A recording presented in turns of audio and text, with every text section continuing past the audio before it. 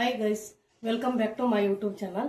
ನಾನು ಇವತ್ತು ಬದ್ನಿಕಾಯಿ ಪಚಡಿ ಹೆಂಗೆ ಮಾಡೋದು ಅಂತ ಹೇಳ್ಕೊಡ್ತೀನಿ. ಮೊದಲು ಬದ್ನಿಕಾಯಿನ ಸುಟ್ಕೋಬೇಕು.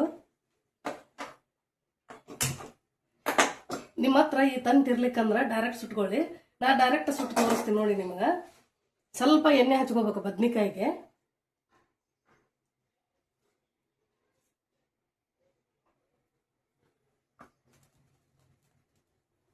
ಬದ್ನಿಕಾಯಿ ಚೆನ್ನಾಗಿ ಸುಡಬೇಕು ಮೇಲೆ. ಬದ್ನಿಕಾಯಿ ಚೆನ್ನಾಗಿ ಸುಡಬೇಕು ಮೇಲೆ. ತಂತಿದ್ರೆ ತಂತಿ ಮೇಲೆ ಸುಟ್ಕೊಳ್ಳಿ.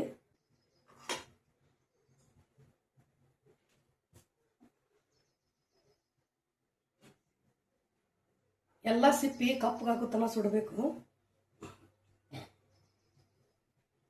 ಬದ್ನಿಕಾಯಿ ಯಾವಾಗಲೂ ಎಳಿದಿರಬಾರ್ದು, ಬಲ್ತದ್ದಿರ್ಬೇಕು, ದೊಡ್ಡದಾಗಿರ್ಬೇಕು ಬದ್ನಿಕಾಯಿ. ಚಿಕ್ಕ ಚಿಕ್ಕ ಬದ್ನಿಕಾಯಿ ಮಾಡಿದ್ರೆ ಚೆನ್ನಾಗಿರೋದಿಲ್ಲ ಅದು.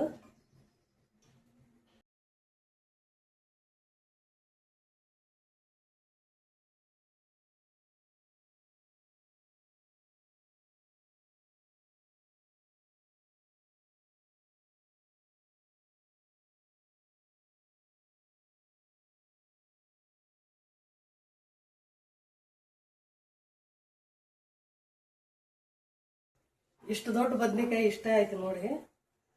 ಸುಟ್ರ ಕಡಿಮೆ ಆಗ್ಬಿಡುತ್ತೆ ಬದ್ನಿಕಾಯಿ. ಒಳಗಿಂದೆಲ್ಲ ಬೇಯಬೇಕು. ಬದ್ನಿಕಾಯಿ ಸುಟ್ರ ಒಳಗಿಂದ ಚಟಪಟ ಅನ್ನೋದು ನಿಂತು ಹೋಗುತ್ತೆ. ಅಲ್ಲಿವರೆಗೂ ಸುಡಬೇಕು. ಮೇಲೆ ಸಿಪ್ಪೆಲ್ಲ ಆಚೆ ಬರಬೇಕು. ಒಳಗಿನ ರಸ ಎಲ್ಲ ಬರೋದು ಕಡಿಮೆ ಆಯ್ತು ನೋಡಿ. ಇವಾಗ ತಕೊಂಡ್ಬಿಡ್ಬೇಕು. ಆಯ್ತು, ಇವಾಗ ಸುಟ್ಟಿದ್ದು. Gas off ಮಾಡ್ಕೊಳೋಣ. ಇವಾಗ ಸುಟ್ಟಿದ್ದಾಗಿದೆ. ಇವಾಗ ಒಂದೆರಡು ನಿಮಿಷ ತಣ್ಣಗಾಗಲಿ. ಮೇಲೆ ಸಿಪ್ಪೆ ಸುಲ್ಕೋಬೇಕು ಅದನ್ನ. ಇವಾಗ ಬದ್ನಿಕಾಯಿ ತಣ್ಣಗಾಗಿದೆ, ಸಿಪ್ಪೆ ಸುಲ್ಕೊಳೋಣ.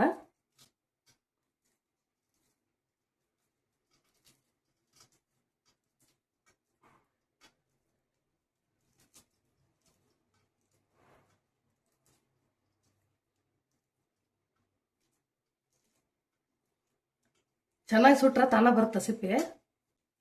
ನಿಮಗೆ ಅಭ್ಯಾಸ ಇರ್ಲಿಕ್ಕಂದ್ರೆ ಜಾಸ್ತಿ ಸುಡೋದು ಹಿಡಿಯಕ್ಕೆ ಹೋಗ್ಬೇಡ್ರಿ. ನೋಡಿ, ಈ ರೀತಿ ಬಲ್ತಿರ್ಬೇಕು ಬದ್ನಿಕಾಯಿ. ಅಂದ್ರೆ ಚೆನ್ನಾಗಾಗತ್ತೆ. ಎಳೆದಿದ್ರೆ ಚೆನ್ನಾಗಲ್ಲ ಅದು.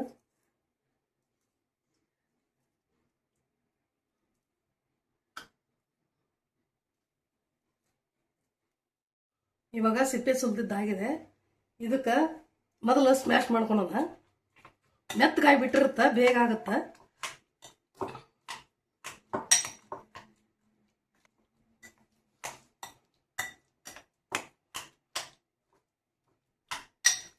ಬೆಂತಂದ್ರೆ ಬದ್ನೆಕಾಯಿ ಬೆಂದ್ರೆ ಇಷ್ಟು ಚೆನ್ನಾಗಿ ಬರುತ್ತೆ. ಇದಕ್ಕಿವಾಗ ಹಸಿ ಈರುಳ್ಳಿ ಹಾಕೊಂತ ಇದ್ದೀನಿ ನಾನು. ನಿಮ್ಗೆ ಎಷ್ಟು ಬೇಕೋ ಅಷ್ಟು ಹಾಕೊಳ್ಳಿ. ನಾವೊಂದು ಅರ್ಧ ಈರುಳ್ಳಿ ಹಾಕೋತಾ ಇದ್ದೀನಿ ಒಂದು ಬದ್ನಿಕಾಯಿಗೆ.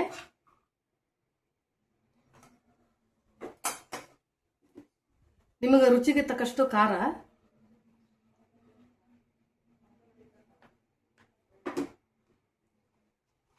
ರುಚಿಗೆ ತಕ್ಕಷ್ಟು ಉಪ್ಪು,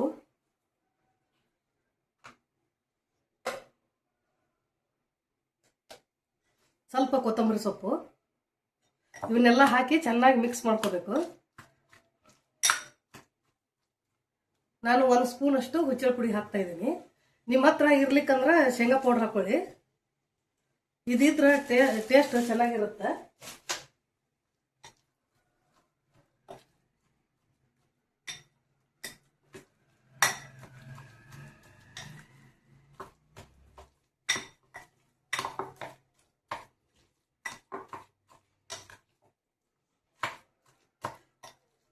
ನೀವು ಸಾಯಂಕಾಲ ತನಕ ಇಟ್ಕೋಬೇಕಂದ್ರೆ ಈರುಳ್ಳಿ ಹಾಕಿ ಒಗ್ಗರಣೆ ಹಾಕಿ ಇದನ್ನ ಬದ್ನಿಕಾಯಿ ಸ್ಮ್ಯಾಶ್ ಮಾಡಿ ಹಾಕೊಳ್ಳಿ. ಸಾಯಂಕಾಲ ತನಕ ಇರುತ್ತೆ, ರಾತ್ರಿವರೆಗೂ ಇರುತ್ತೆ. ಸ್ವಲ್ಪ ಹುಣಸೆಹಣ್ಣಿನ ರಸ ಹಾಕೊಂಡ್ರೆ. ನಾನು ಇವಾಗ ತಿನ್ನೋದ್ರಿಂದ ನಾನು ಹಸಿದ ಮಾಡ್ತಾ ಇದ್ದೀನಿ. ನಿಮ್ಗೆ ಬೇಕಂದ್ರೆ ಇದಕ್ಕೆ ಆಯಿಲ್ ಹಾಕೊಳ್ಳಿ, ಬೇಡ ಅಂದ್ರೆ ಇಷ್ಟೇ ಬಿಡಿ. ನಾನು 1 ಸ್ಪೂನ್ ಅಷ್ಟು ಆಯಿಲ್ ಹಾಕ್ತೀನಿ. ನಾನು ಕಾಯಿಸಿದ್ದು ಹಾಕ್ತಾ ಇದ್ದೀನಿ, ಹಸಿದಲ್ಲ.